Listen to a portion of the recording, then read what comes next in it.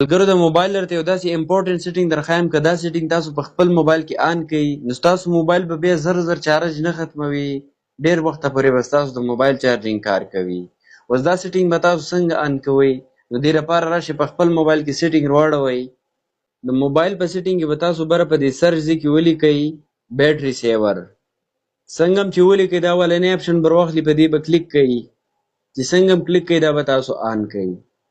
چې څنګه هم تاسو آن کوئ، اوس چې ستاسو د موبایل کم استعمال کیږي نو د هغې د وجې به چارجینګ ډېر زیات په قلاره کمیږي، ستاسو موبایل به چارج زر نه ختموي. نو کله کله دا سیټینګ په خپل موبایل کې آن کوئ چې ستاسو د موبایل بیټري ورسره سیف وي او سټیبل وي.